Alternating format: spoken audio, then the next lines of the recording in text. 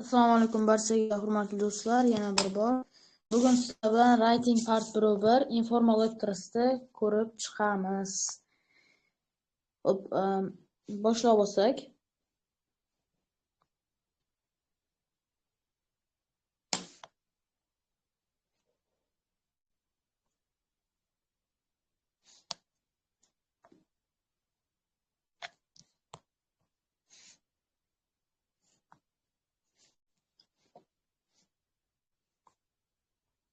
Hop, boshladik.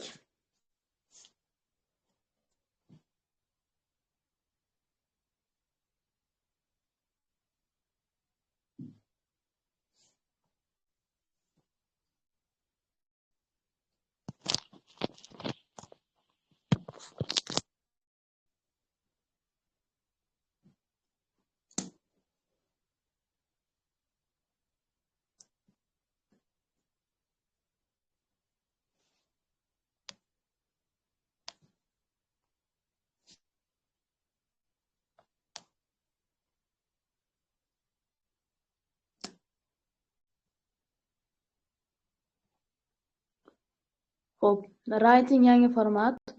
Hop, do'stlar, bilamiz, 2025-yil 9-iyuldan Malta Writing imtihonlari yangi formatda joriy etilib kelinyapti va oldin bizlar bitta letter bilan bitta essay yozardik. Hozir esa bizlar ikkita letter va bitta blog post yozamiz. Hop, Writing new for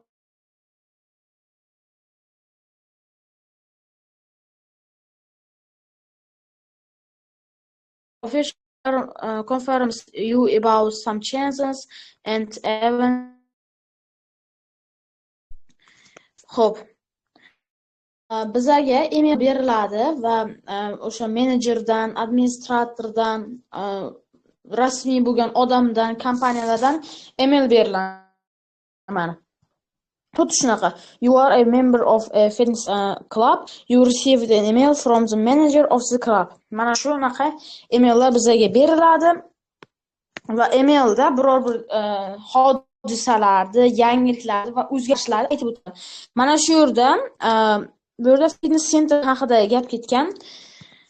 Xo'p, writing part 1 esa biz informal letter yozamiz. Do'stimizga 50 ta so'z. Do'stlar, bu 50 tadan 60 tagacha bo'lishi kerak. Agar undan ortib ketsa, balingiz imtihonga tushib ketishi mumkin. Ya'ni so'z kam bo'lsa ham tushadi, ko'p bo'lsa ham tushadi. So'z ko'p bo'lmasligi kerak 60 tadan, 50 tadan kam bo'lmasligi kerak. 1-2 da esa biz rasmiy xat yozamiz.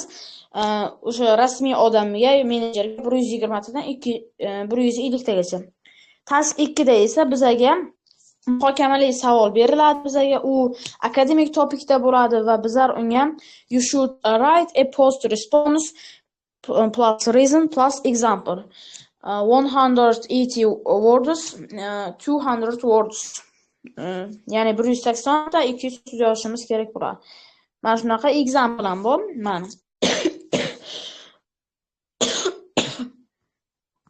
Bugun sizlar bilan faqatgina task 1 part 1 ni ko'rib chiqamiz. Xo'p, informal letter 3 ta jihat bilan formal letterdan farq qiladi. Birinchisi bu auxiliary verbs, ya'ni yordamchi fe'ralni qisqartirib yozilishi. Mana ekraningizdagi I am not emas, I am not, I cannot emas, I can't bo'ladi. Ikkinchisi esa informal lug'at, ya'ni rasmiy lug'atdan foydalanmasligimiz kerak bu yerda. Purchase sotib olmoq, buy ham sotib olmoq. Purchase bu rasmiy ma'noda, buy bu norasmiy ma'noda. Biz buydan foydalanamiz. Obtain olmoq, get ham olmoq. Obtain rasmiy ma'noda, get norasmiy ma'noda.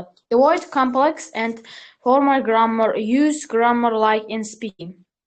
Ya'ni bu yerda rasmiy grammatikadan xolis bo'lishimiz kerak va bizlar speakingdagi grammatikadan foydalanishimiz kerak. Speakingda odatda grammatika, ya'ni o'sha norasmiyroq bo'ladi. Bu example, buni keyin ko'ramiz. Endi sizlarga shablon tuzib o'tsam, ya'ni writing strukturasi bilan tanishtirib o'tsam. Writingda strukturasini birinchisi greeting bo'ladi. Hi, hello, what's up, plus friend name yozamiz. Dear dear qilsak ham bo'laman. Misol uchun boshlaymiz. Hi Ben deb yozsak bo'ladi. Keyin esa the emailga to'xtalib o'tamiz. Did you hear that? Just hear that. Just came to know that. Just got the news that. Bu email haqida. Sen buni eshitdingmi? Men endigina eshitdim, endigina keldi, endigina yangiliklar keldi. Shunaqa ma'noda keladi. Xo'p, uchinchisi esa bu feelinglarimiz. Yangilangan formatda bizlar task 1da ham, task 2da ham biz o'zimizni feelinglarimizni berib o'tishimiz kerak bo'ladi. Feelinglar bizda ikki xil bo'ladi. Bittasi pozitiv, ikkinchisi negativ. Ya'ni o'sha email o'qib bo'lganimizdan keyin yangilik o'zgartirish bo'ladi-ku, shunda o'qib bo'lganingizdan keyin xulosa keltirasiz-da. Birinchi o'zi writing yozishdan oldin emailni to'liq o'qib chiqishimiz kerak. Bir 5 daqiqalar o'qib chiqishimiz kerak bo'ladi. Agar xursand bo'lsangiz, mana pozitiv gaplardan foydalansangiz bo'ladi. Agar siz xafa bo'lsangiz, negativ gaplardan foydalansangiz bo'ladi. I am feeling really happy right now is because do'stlar, is because dan keyin nuqta qo'yilmaydi. Is because dan keyin gap davom etadi. Reason beramiz is because dan keyin. Nima uchun xafamiz? Nima uchun xursandmiz?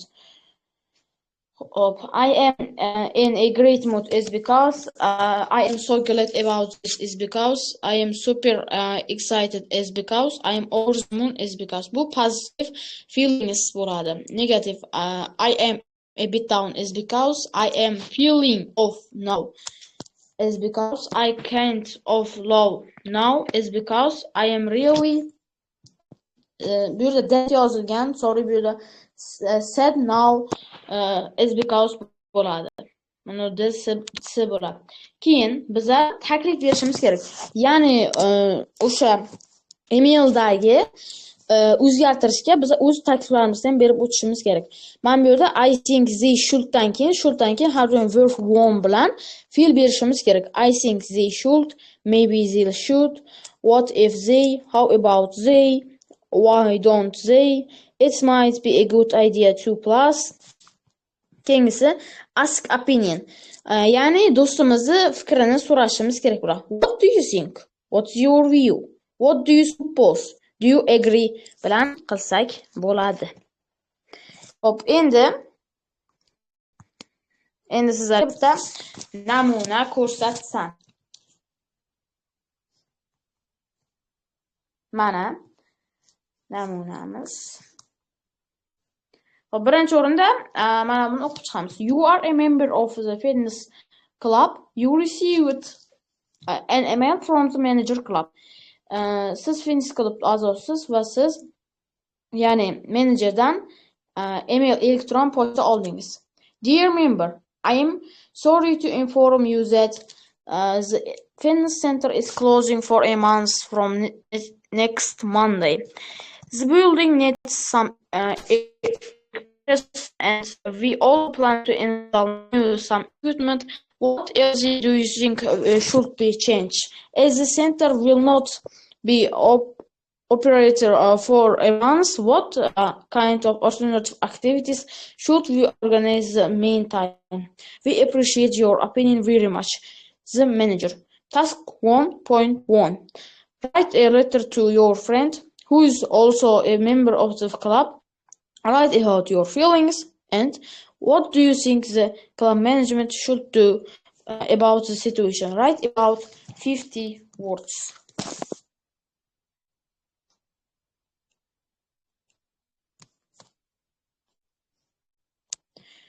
Xo'p, endi buni tarjima qilib bersam.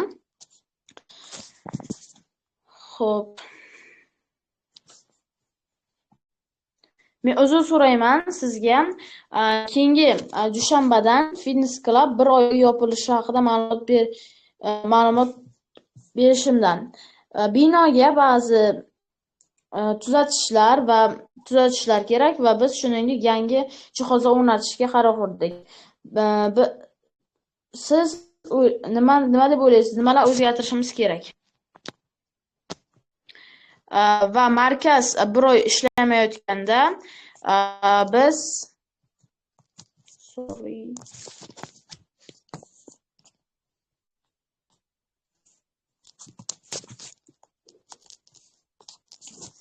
biz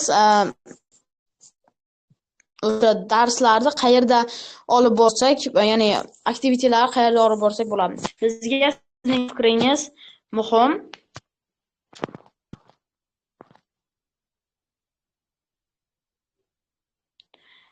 Do'stingizga xat yozing. U shuningdek Fitness Club a'zosi.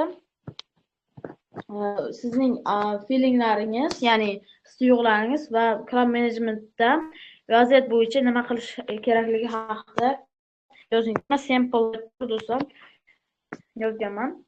Dear Alex, just got the news from the manager that our fitness center will be closing for a month from the following day. I am a kind of low now as we are attending sports sessions in the center that was really healthy for us. What if they continue our seasons in an outdoor area while the center goes under the situation? What do you think? Best wishes, Sardarbek. Hop, qadrli Alex. Hozirgina menejerdan Fitness Club ikkasi dushanbadan, ya'ni following degani bu yerda following bu next bilan sinonim bo'ladi. Bizlar mana shu letterimizda nimalar ishlatishimiz kerak o'zi? Bizlar sinonimlardan foydalanishimiz kerak yuqori ball olishimiz uchun. Informal letterda qisqartmalardan foydalanishimiz kerak. Speakingda ishlatadigan grammatikamizni ishlatishimiz kerak bu yerda. Men xafaman hozir. Chunki biz fitness centerdagi sport sessiyalariga qatnashib turardik va biz bu uchun bizga bu juda sog'liqqa foydali edi. Biz endi ya'ni center reconstruction degani qurilishda bo'lgan payt biz outdoor degan dala tashqari hududlarda biz o'zimizni sessiyalarimizni davom ettiramiz. Sen nima deb o'ylaysan? Tugatsak bo'ladi.